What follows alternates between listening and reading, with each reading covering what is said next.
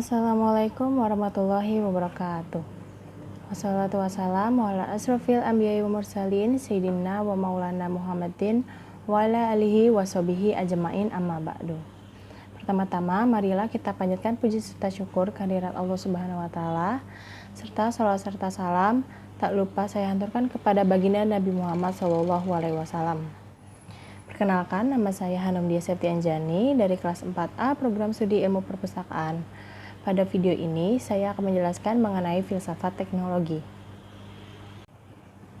Secara umum, sampai hari ini terdapat kecenderungan mengapa filsafat teknologi kurang mendapatkan perhatian. Alasannya antara lain yang pertama, filsafat itu hanya garapan bagi orang yang belajar bidang sosial, khususnya pada kelompok humaniora.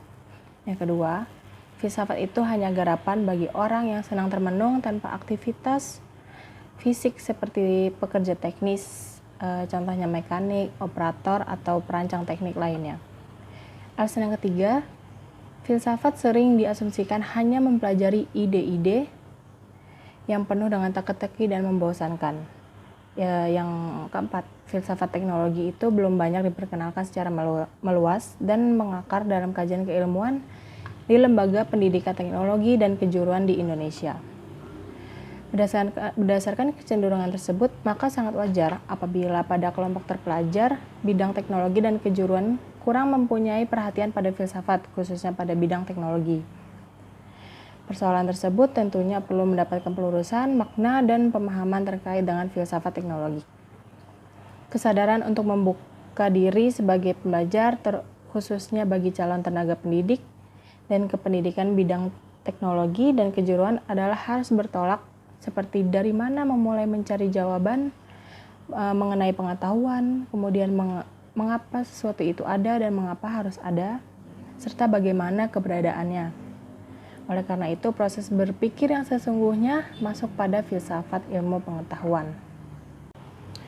Sebagai contohnya, alat tulis yang kita gunakan dari anak-anak itu seperti pulpen kayak gini.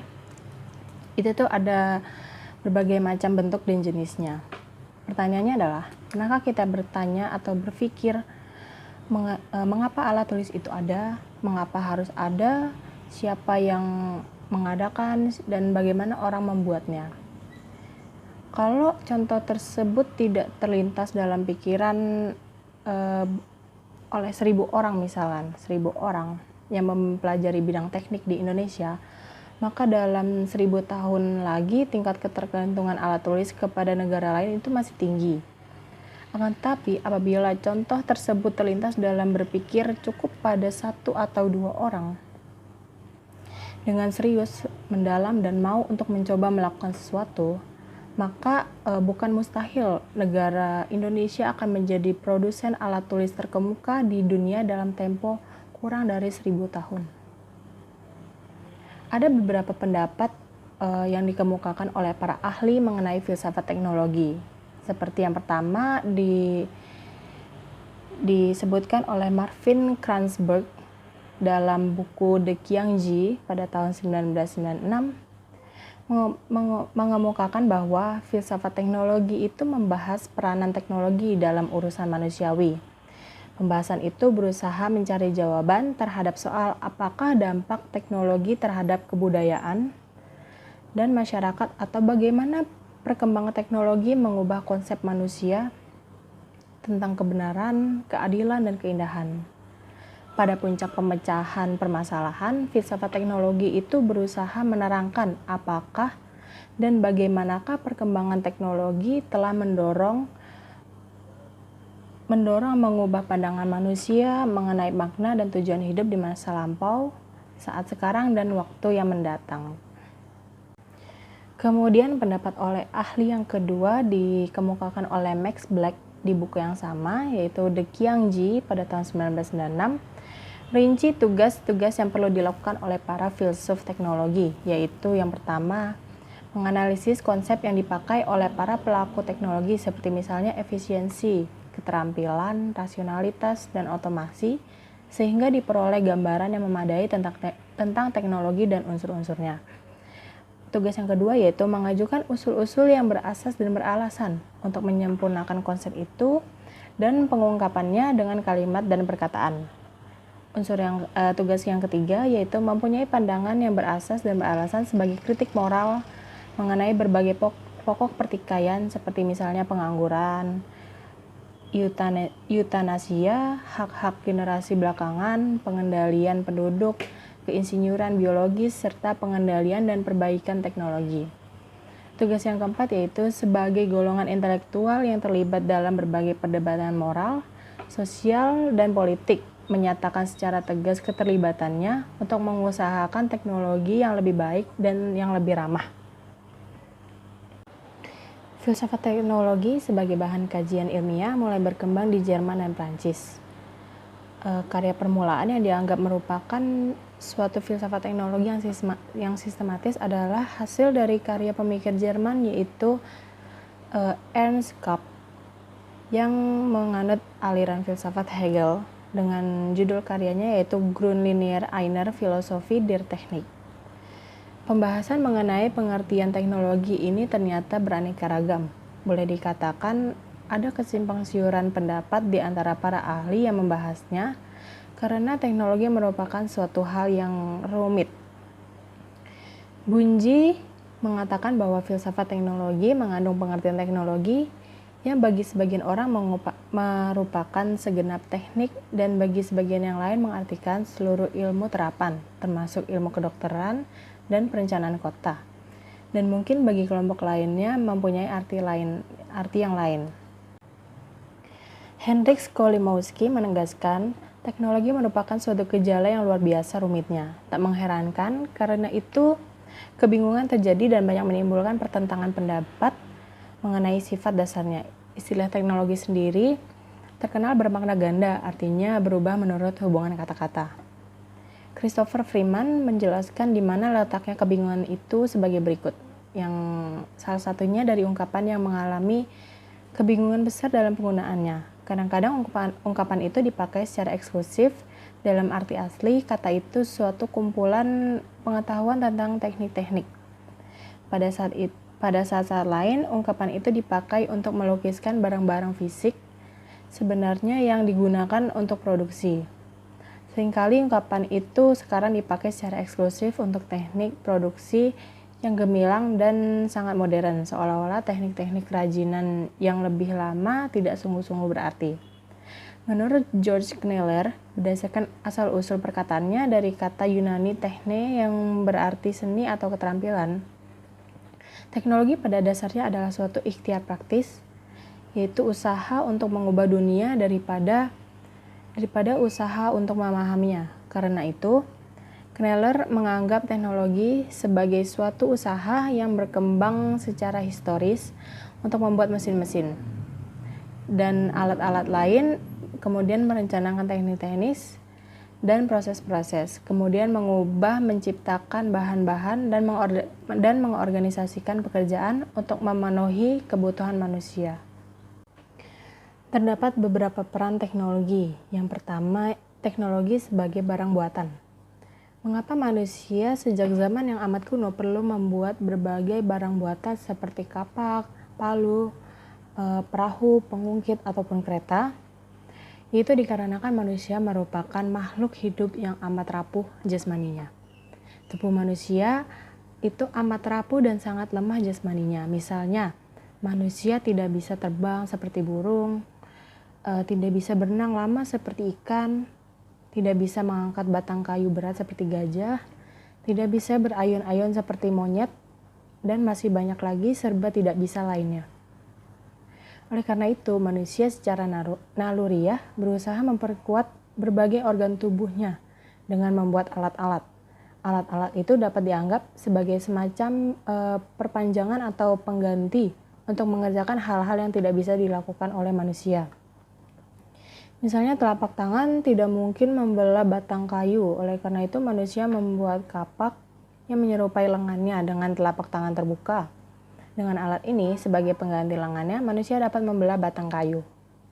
Manusia tidak bisa memecah kelapa dengan kepalan tangannya, oleh karena itu ia membuat palu yang bentuknya seperti lengannya dengan telapak tangan dikepal untuk menghancurkan benda-benda alam yang keras. Manusia dalam alam bebas harus berhadapan dengan binatang buas seperti macan atau ular.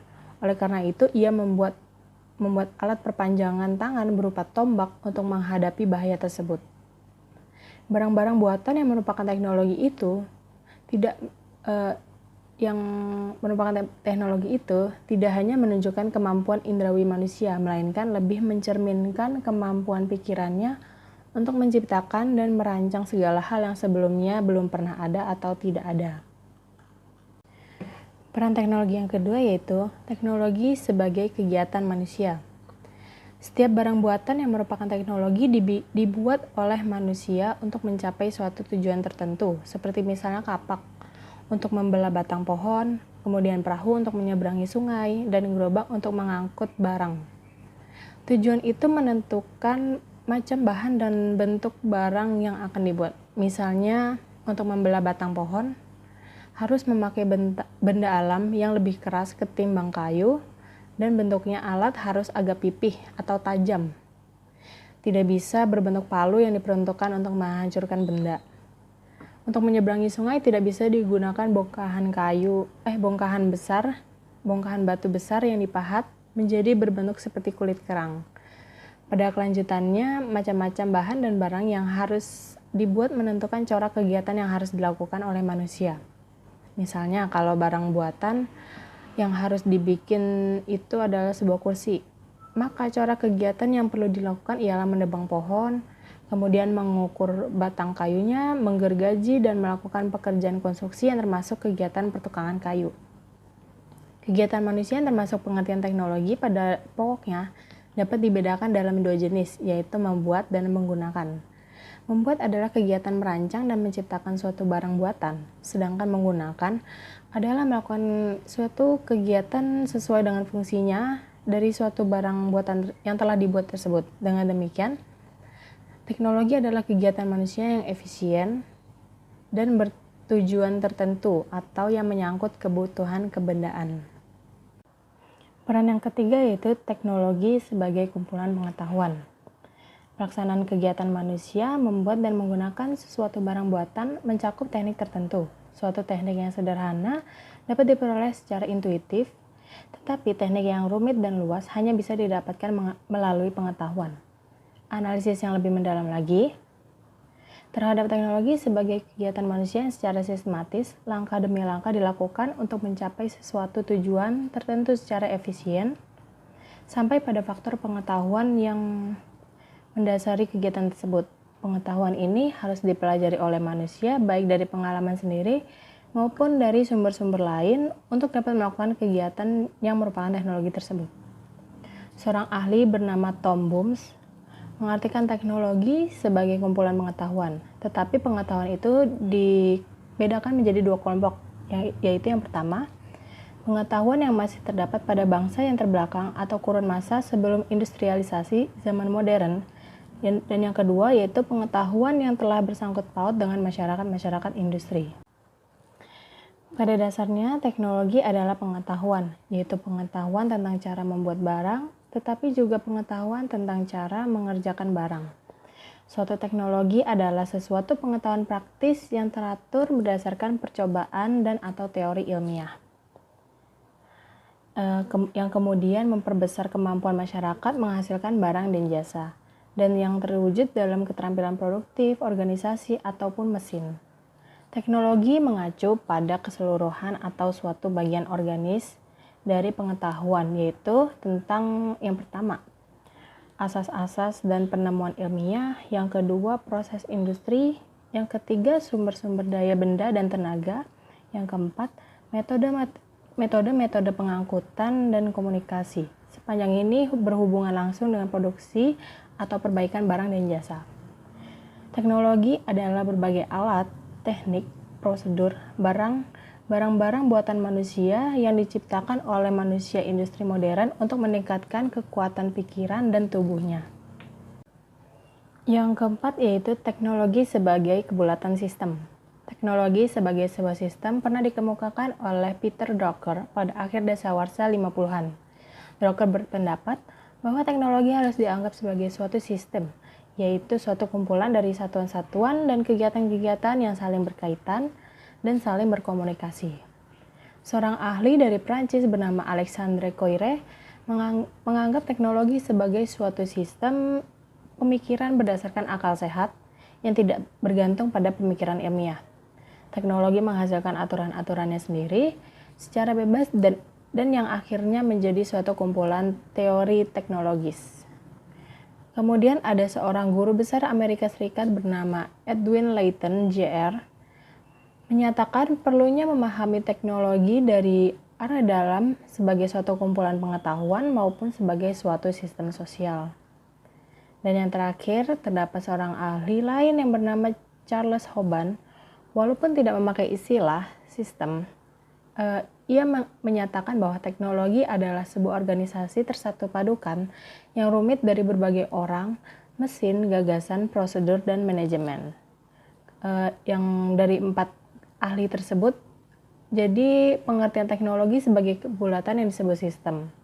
Drucker menyarankan sistem kerja, kemudian Koyré mengemukakan sistem pemikiran, Layton mengajukan sistem sosial, dan Hoban berbicara tentang suatu organisasi tersatu padukan dari bermacam-macam unsur.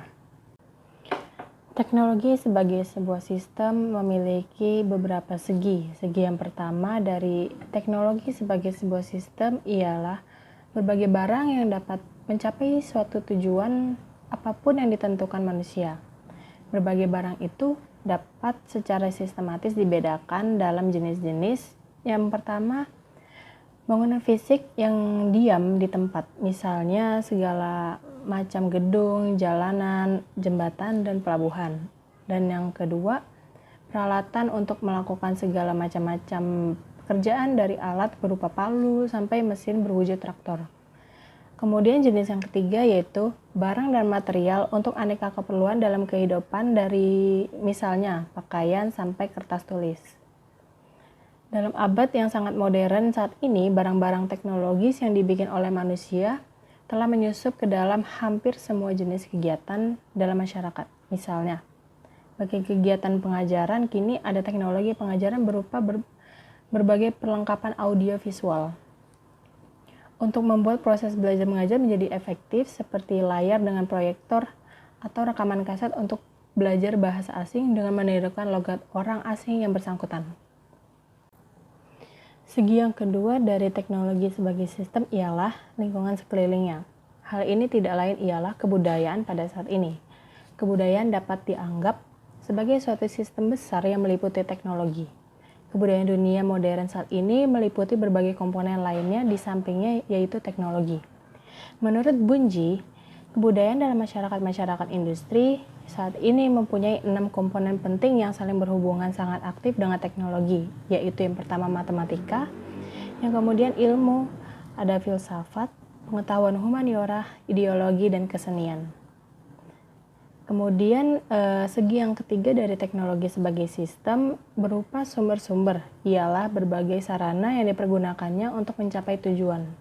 Sumber-sumber itu terdiri dari beberapa hal, yaitu yang pertama seperti benda dan tenaga alam, yang kedua kemahiran perseorangan membuat dan menggunakan suatu barang, yang ketiga teknik, yaitu cara yang rasional, tertib, dan terarah untuk melaksanakan pekerjaan yang bercorak individual ataupun proses dalam pabrik, seperti umpamanya teknik produksi massal.